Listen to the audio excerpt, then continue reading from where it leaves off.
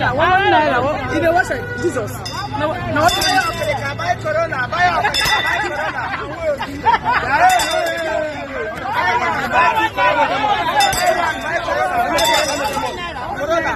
Have you African? Have you Corona? Which one? Corona one buy. Okay, the thing not enter your body already. Go. Buy one, buy Corona. Buy and die. Buy African. Okay. How much? You won't buy die. I mean, one buy African. You go die. No African. Buy one, buy Corona.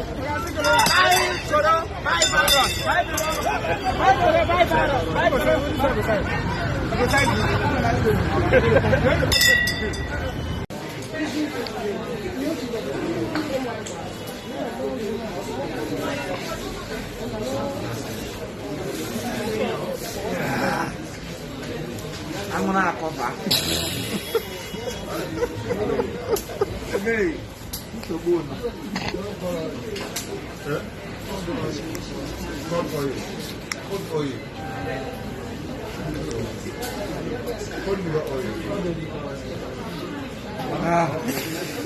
I am the doctor now.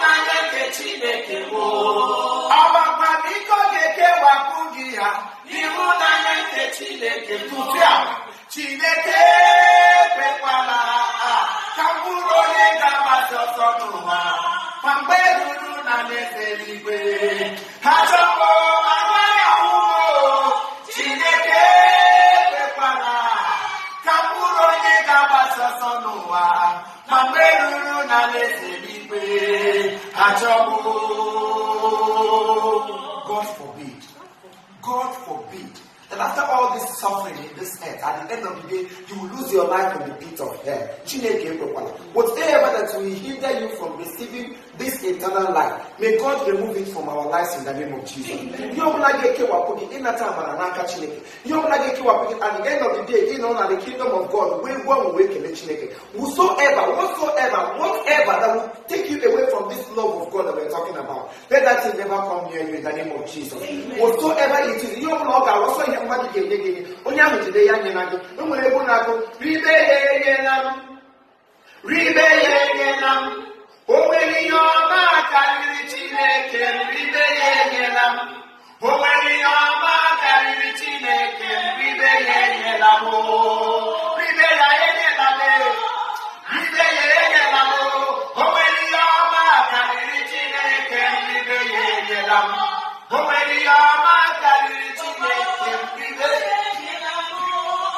that's bigger than God. Hold it and don't give it to me.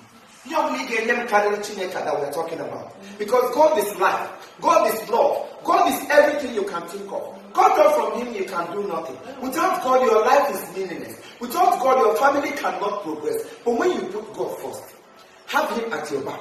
Let him be at the center. Then you follow. You see everything will be working for good for you. But see, all this working for good for those who fear the Lord. Yes. And that's what they are not.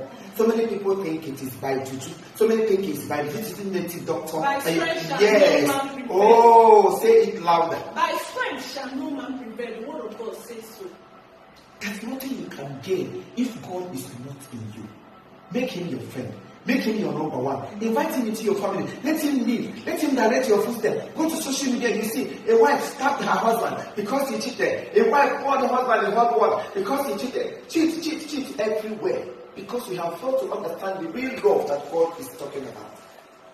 Funny enough, God is everything. Yes! And he said he's the truth. The way. And life. What is I think you And he said, be submissive unto God and also be at peace with him. Yes.